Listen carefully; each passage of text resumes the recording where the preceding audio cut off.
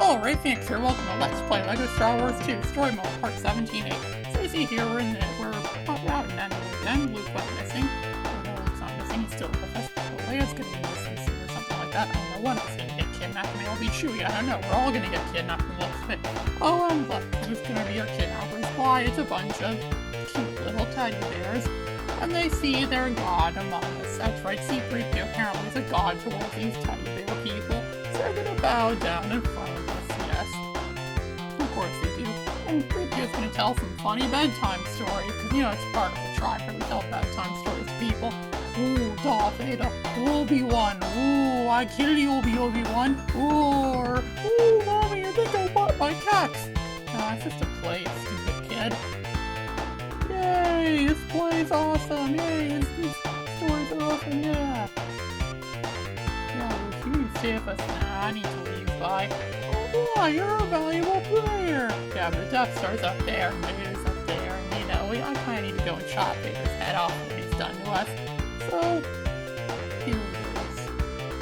Hello, this is Colonel Ray Phoenix here. I'm leading this army as an assault against the Empire. We know that evil Empire's dumb and evil, and we need to be stopped at all costs. I will be reading this command center. I can't do a colonel's voice. You know, well, you get what I'm trying to be. You're pretty much going to have to be a war colonel here, or a war general here. Like, you're going to have to command an army against the Empire pretty much in this level. This level's going to be one big epic war. The most epic war scene in the history of epic wars. No other war comes close to being as good as this. None of those wars from Lord of the Rings, or World War II, or Saving Private Ryan, none of them come close to being as epic as this. This is by far the most epic war in the history of wars. This is more epic than the Clone Wars, and that must have been several wars. They never call it the Clone War. Okay, Yoda called it the Clone War once, but they usually call it the Clone Wars, or the Cologne Wars, as I called it in an earlier episode. I've been watching Star Wars: The Clone Wars on Disney+. That's a pretty good show. I recommend Disney+ to fans of Star Wars and fans of Disney and things like that. So also tell me playing as our best teammate, which, as you can see here, is Han Solo. And Han Solo, see here. This is something interesting. First time I came across one of these in this game. It's this sort of hatchet thing where you need to be one of the short person to go in there. I don't mean like the short people are Randy Newman saying about. I mean actual short people there. If you have to be the little Wicket, his name's Wicket, I think. Wicket, the Ewok. Those things are called Ewoks, by the way. That's like funny teddy bears. That's essentially what they are. They're cute little bears. They're cute, funny little bears. You know what? What more is there to say about them? And they're deadly too. They're gonna help us destroy the Empire. They're Empire murderers. That's what you could pretty much think of them as. Whoever thought that cutesy little bears could protect people? No wonder why little kids like having bears at their side at nighttime, because bears can be quite violent and aggressive to those who attack them. So it makes perfect sense. You know, the bears, they scare all the monsters away. You know, so if you ever have the boogeyman come for you, or spiders, or snakes, or Michael Jackson, you know you'll be safe because your teddy bear will be guarding you. Your bear protector, pretty much. And so pretty much I have to flip switch. I don't know why I have flip switch mechanisms here on Endor. It seems a little bit complex, but that's how it is. Endor is by far one of the greatest places in the Star Wars universe. Because, you know, come on, it's a forest that's ruled by bears. What could be better than bears, right? You know, bears rule. They're some of the best. I'm sure they're pretty strong, too. They're pretty strong, too. Put them and put them and Wookiees together, and you get an unstoppable force. An unstoppable force to reckon with. And they have the Empire is using scout troopers on us, too. I don't know what's so great about scout troopers. They're just as equally as weak as stormtroopers are. So, yeah, now I have to advocate for this chessboard. As you can see here, look at the chessboard, the kind of chessboard you play chess on. There actually was a Star Wars chess game on the Sega CD. I got it to work once, actually. I got my butt kicked at it. That's because I suck at chess. I like chess, even though I suck at it.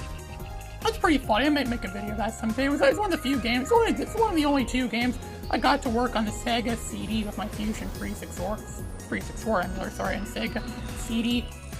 I also got Sonic CD to work on there, too. Because we all love Sonic CD. Sonic CD is by far the best game on the Sega CD. It's also arguably the best Sonic game ever, and it's also the most confusing Sonic game ever. It has those weird time stone things they have to collect, and you have to assemble them together, and then you have to travel through time or something, like from frickin' Back to the Future. I wonder if they ever read the book Timeline before. No, Timeline didn't even exist yet. Timeline's a book that was released in 1999, and it was written by the same guy that wrote Jurassic Park, and it pretty much states that time travel as we know it from such popular movies as Back to the Future is pretty much bullcrap.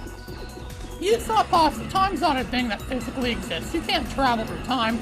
But there's an endless number of universes that exist in all, and some universes are more similar to each other than others, and these similar universes often cross over into each other, and when that happens, it's possible to cross into one of the universes, and there's some universes that could be exactly the same as ours, with only one difference. They exist in a different period of time. There's some universes that exist with us right now, and it's 1400s or so in their other universes, and that's how time travel is possible, according to the book timeline. I heard it was made into a movie too, which I actually vaguely saw once I was in the 4th grade. The teacher almost got burned for that, showing a PG-13 rated movie to 4th graders.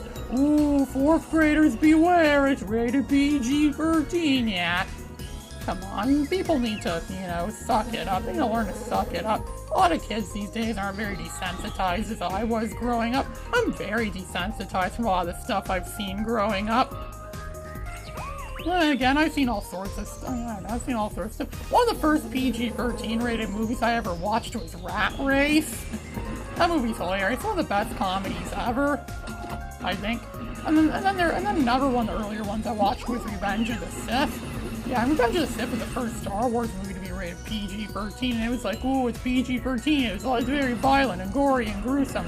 Yeah, Revenge of the Sith was a gruesome, depressing gore fest. The Lego Star Wars video game didn't so much reflect on that. And that game actually came out a little bit before the movie actually did, so people could play for that game and find out what the movie was, the story of the movie was before actually watching the movie. The same thing kind of happened too with, what was that game called? Oh yeah, Revenge of the Sith, the video game, months earlier. That game came out months before the movie did. You could play for the whole game and know the whole story to Revenge of the Sith before the movie even came out in theaters.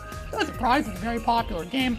The home console version was somewhat good, but it could have been a lot better. I actually prefer the Game Boy Advance version. The Game Boy Advance version's a lot better. I already made a video of that GBA version months ago, so I recommend you guys check that out if you haven't seen it yet. Sample my other videos, sure. Some of them are better than others, but you never know what you might find. You might find something entertaining, or you might find something that downright sucks. Who knows? Beauty is in the eye of the beholder, after all, so who knows, Those metal things can be destroyed with those bounty hunter thermal detonators. But of course, for obvious reasons, we don't have any bounty hunters on our side. So now you have to go and get the 3PO over there to make those switches pop up. And of course, the Chewbacca's just gonna rip the arms out of those scout troopers like he did to those clones on Kashyyyk in the other game. Now we have to activate the switches here. Yep, like I said, Han Solo is the best gunfighter we got here. Han Solo is one hell of a gunfighter, as a lot would say. Oh, look at that, more studs. There's studs galore. So we're about halfway through, and we're about halfway through level 2. I'm gonna cut it off here in about a minute, because, this level's very long. I don't think you guys want to sit here for 20-something minutes watching me play through the game, right? Of course not, none of you want to see that. But of course, I'm still cutting off studs. Got a good amount of studs. You're gonna be rich people when this level's done. Rich as can be. And so the little wicket's gonna open that up there, hit that, knock that thing down. And now it's time to get to the race. It's time to build, as you see here. And yes, we have to glide up there. For some reason, a slingshot qualifies as a blaster for some reason, so you could do that. And no slingshots had blasters in them. I had like harpoons in them. Wonder if Bart Simpson knew that. Bart Simpson uses slingshots all the time. He'd probably fight in World War II with a slingshot if he had to. Oops, that one shot R2. Don't worry, he's not that bad. He gets shot all the time. He's okay. They're made out of Lego, and we're good guys. So, what's there to say?